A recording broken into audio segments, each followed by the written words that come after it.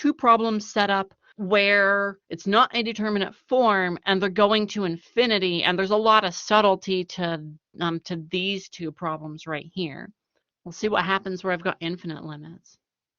Okay, so I want to talk about these. I want to talk about these infinite limits, and I want to do some pretty funky stuff. But the first thing I want to do is the general advice is that we're going to blur our eyes on terms that don't go to zero, and we're going to focus on the ones that are doing it, and we're going to be really careful about SIGN sign.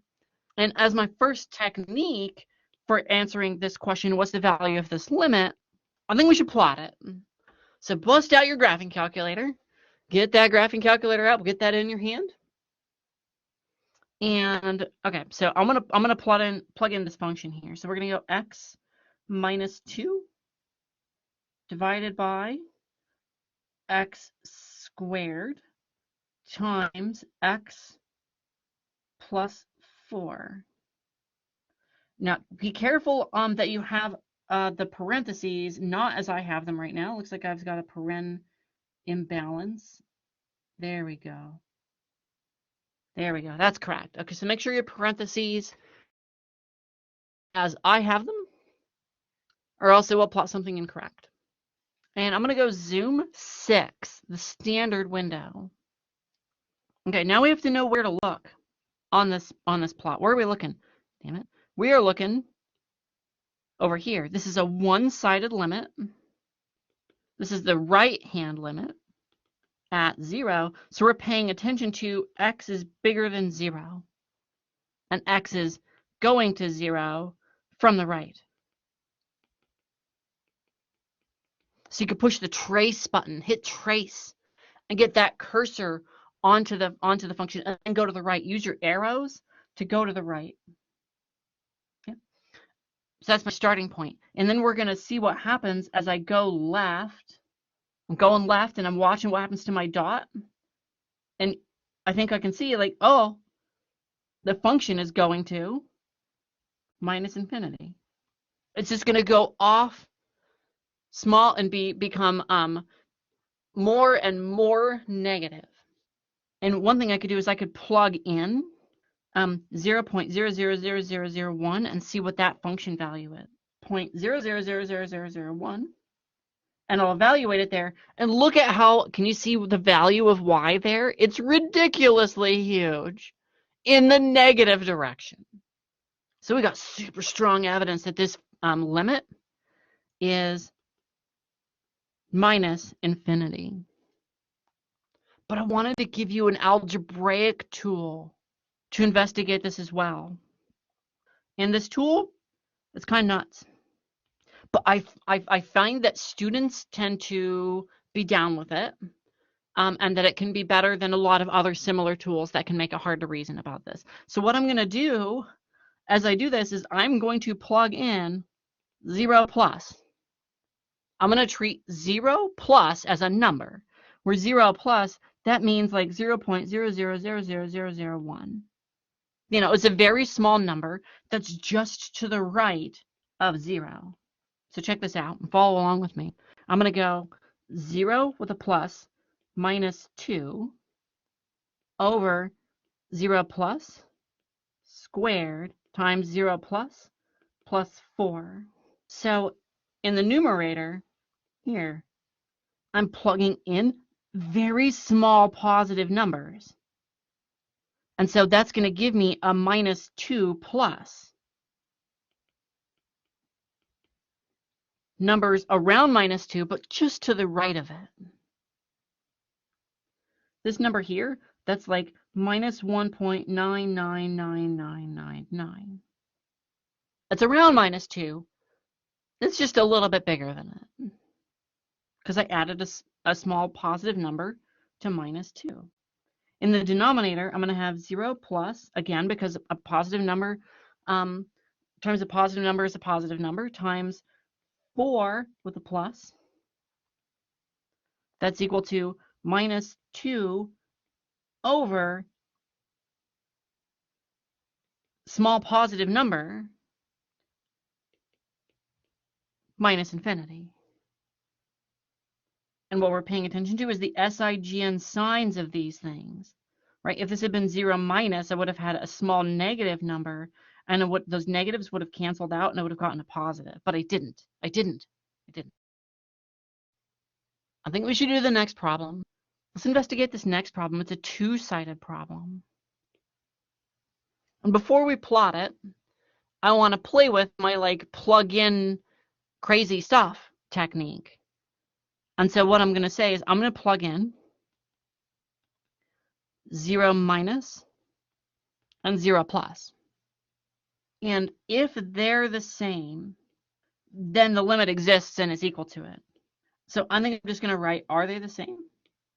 So we'll do this algebraically with my like 0 plus 0 minus numbers, and then we'll see whether they're the same.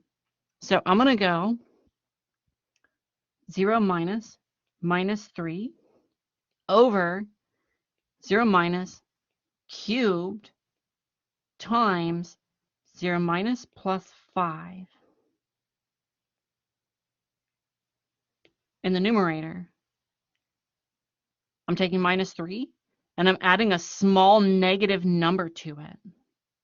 So in the numerator, that part looks like minus 3.0001 or something like that. So this is equal to minus 3 with a minus sign over, oh, we've got to deal with this part. I've got a negative number, cubing a negative number.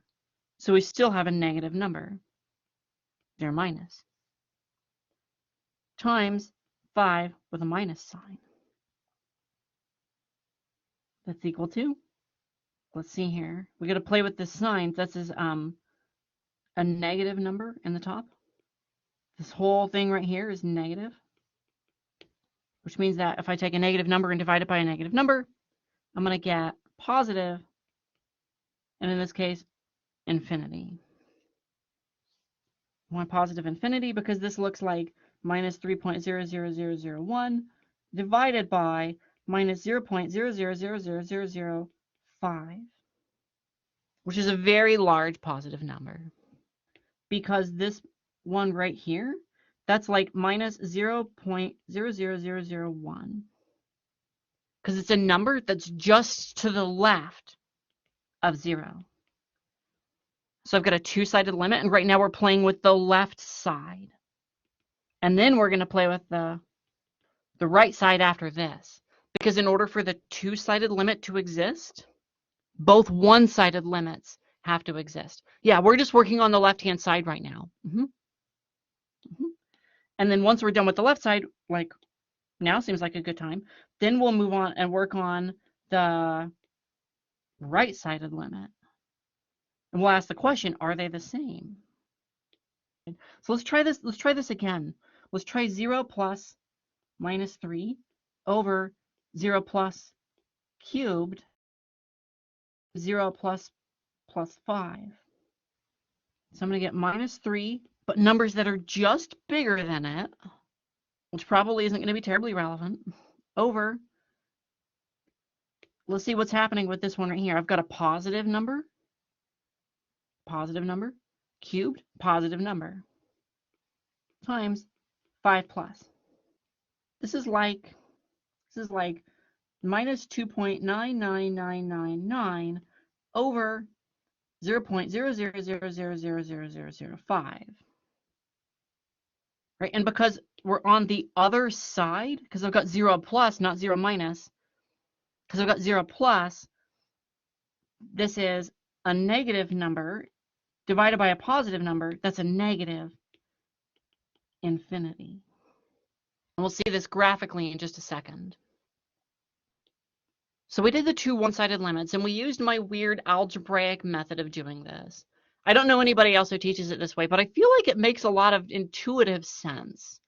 If it's not working for you, let me know, and I can point you to some other resources that talk through these things that for me, make less sense. So we gotta know, are they the same? And if these were the same, if the two one-sided limits were the same, then the two-sided limit would be equal to that. But the answer is no. They're different.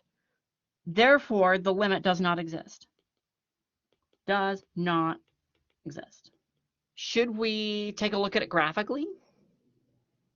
I think we should take a look at it graphically and make sure that like we didn't make some mistakes. And I like this one because it's a pretty faithful emulator.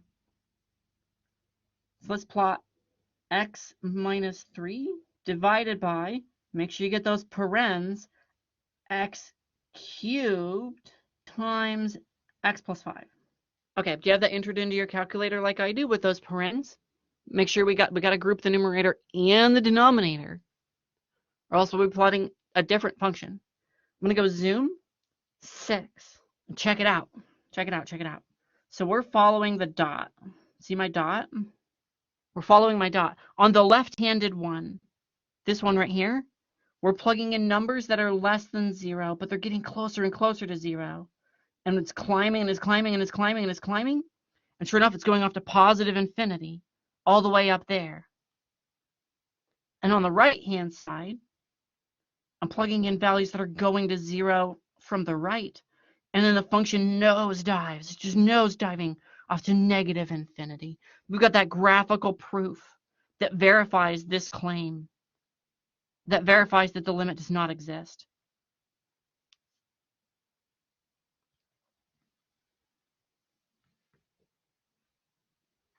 I've got about 4 minutes left with you. Before I move on from this slide, I would love to entertain more questions or comments about it. And then someone also was interested in multiply by the conjugate. Any questions on this before I move on from it? Yeah, Megan, what's up? So if like after we answer this question, like let's say they are the same, then are you gonna ask us if there's like a hole in the graph? Like it sometimes asks us for like the piecewise functions. I mean, it's possible. Yeah, it's possible. Generally, like, you know, this was the question I was trying to answer here, which didn't ask the question that you alluded to. So hopefully we'll be really direct about what we're asking. And in this particular case, I'm not asking whether the function is